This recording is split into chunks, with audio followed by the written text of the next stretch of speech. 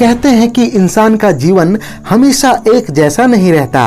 कभी आपके जीवन में अपार खुशियां आती हैं तो कभी दुखों का पहाड़ टूट पड़ता है। खुशी में तो सब आपके साथ होते हैं, लेकिन दुख में आपके अपने लोग भी मुंह मोड़ लेते हैं। ऐसी ही कुछ कहानी है सदी के महानायक अमिताभ बच्चन और फिल्म निर्माता केसी बोकाडिया की। केसी बोकाडिया बतौर निर्माता 80 के दशक में खूब कामयाब रहे। उन दिनों उनकी एक के बाद एक कई फिल्में लगातार हिट रहीं। मसलन प्यार झुकता नहीं, तेरी मेहरबानियां, नसीब अपना अपना, कुदरत का कानून, जवाब हम देंगे आदि। आगे चलकर इन्होंने निर्देशन में भी कदम रखा और 1990 में आज का अर्जुन और 1991 में फूल बने अंगारे जैसी सफल फिल्मों का निर्देशन किया। केसी बोकाडिया के बैनर बीएमबी प्रोडक्शन को एक फैक्ट्री माना जाता था, जहां एक ही समय में 3-4 फिल्में एक ही साथ बनती थी।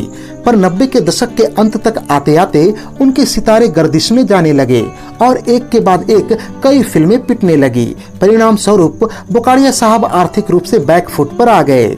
समस्या तब और बढ़ गई जब उन्होंने 1995 में बीएमबी मैग्नेटिक नाम से एक संगीत कंपनी खोली, जिस पर उन्होंने करोड़ों रुपए का निवेश किया, पर यह कंपनी नहीं चली।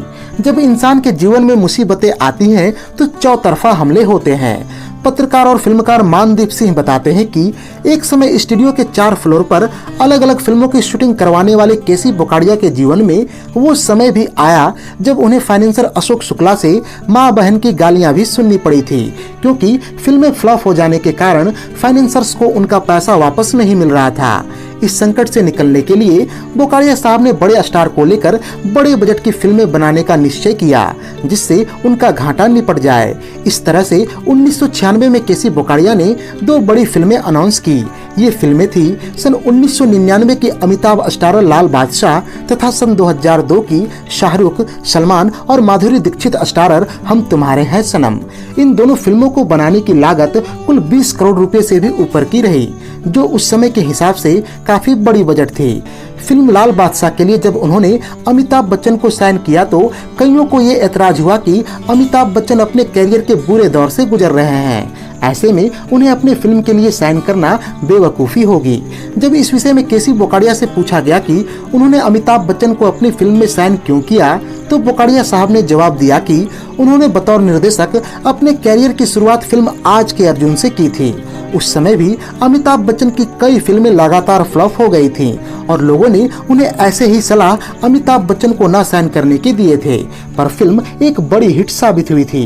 केसी बोकाडिया को यह विश्वास था कि ये फिल्म भी अमिताभ बच्चन के कैरियर को दोबारा सहारा देगी। यहाँ सबसे दिलचस्प बात यह है कि अमिताभ बच्चन को इस फिल्म के लिए लगभग 3 करोड़ रुपए की फीस मिलने वाली थी, पर यह वो समय था जब बड़े बड़े अभिनेताओं को भी 1 करोड़ रुपए की फीस मिलनी काफी बड़ी बात मानी जाती थी।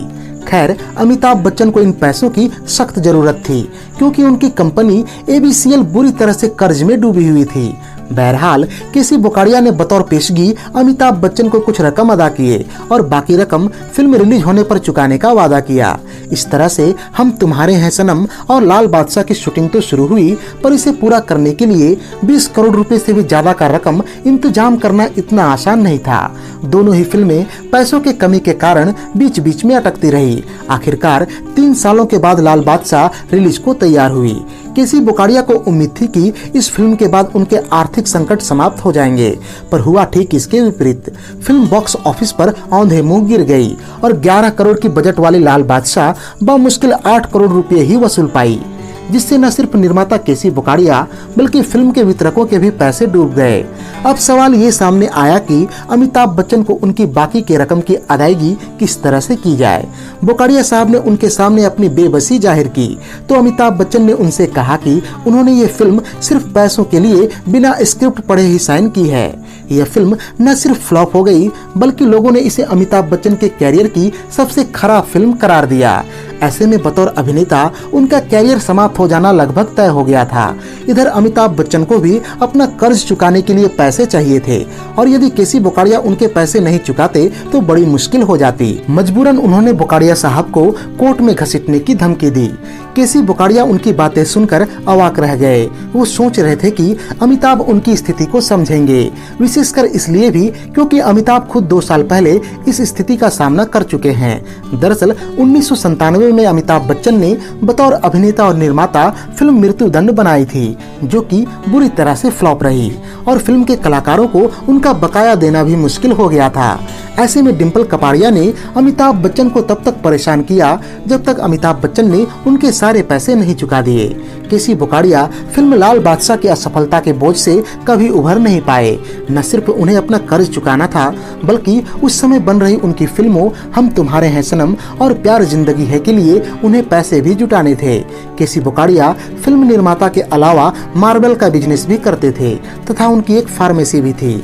अमिताभ बच्चन का पैसा चुकाने के लिए उन्होंने अपनी फार्मेसी बेच दी। लाल बादशाह के बाद उनकी अगली फिल्म प्यार जिंदगी है भी पिट गई। इसी समय बननी शुरू हुई गोविंदा और प्रियंका चोपड़ा स्टारर उनकी एक अन्य फिल्म भी पैसों के कमी के कारण अटक गई, जो कि आखिरकार लगभग 10 सालों के बाद दीवाना मैं दीवाना नाम से रिलीज हुई। इसके अलावा हम तुम्हारे हैं सनम आखिरकार 2002 में जाकर रिलीज हो पाई और ठीक ठाक चली। इस पूरी प्रक्रिया में केसी बोकाडिया को इतने वित्तीय संकटों से गुजरना पड़ा कि उनका बंगला, ऑफिस और कई दुकानें बिक गईं। इस विषय में बोकाडिया साहब कहते हैं कि जहां एक तरफ अमिताभ बच्चन ने उन्हें अपनी फीस के लिए इतना परेशान किया, वहीं गोविंदा और प्रियंका चोपड़ा ने अपनी फीस नहीं ली ताकि फिल्म पूरी हो सके। वो ये भी बताते हैं कि शाहरुख खान को फिल्म हम तुम्हारे हैं सनम के लिए 2 करोड़ रुपए में साइन किया गया था, जिसके 95 लाख रुपए बकाया थे, पर शाहरुख खान ने वो पैसे माफ कर दिए। जब बोकाडिया साहब ने शाहरुख खान से इसका कारण पूछा तो उन्होंने यह कहा था कि आप मेरी चिंता मत कीजिए, आपको मेरी फीस चुकाने के लिए अपना सामान, अपनी दुकान बेचनी पड़ेगी, पर 95 लाख रुपए तो मैं 5 मिनट किसी शादी में परफॉर्म करके ले आऊंगा, तो आपको तकलीफ क्यों दूं। केसी बोकाडिया आज भी शाहरुख खान की इस दरियादिली को तहे दिल से याद करते हैं, जिसने उन्हें बर्बाद होने से बचा लिया। ये थी अमिताभ बच्चन और मशहूर निर्माता निर्देशक केसी बोकाडिया से जुड़ा हुआ एक दिलचस्प किस्सा। इस किस्से को सुनाने के पीछे हमारी तनिक भी ये मंशा नहीं है कि किसी के चरित्र पर सवाल उठाया जाए या किसी का महिमा मंडन किया जाए। उम्मीद है कि यह वीडियो आपको बेहद ही पसंद आई होगी। अगर यह वीडियो पसंद आई हो तो इसे लाइक और शेयर करें तथा ऐसे ही दिलचस्प वीडियोस की नोटिफिकेशन पाने के लिए चैनल को सब्सक्राइब करके बेल आइकॉन में ऑल का बटन दबा दें। धन्यवाद।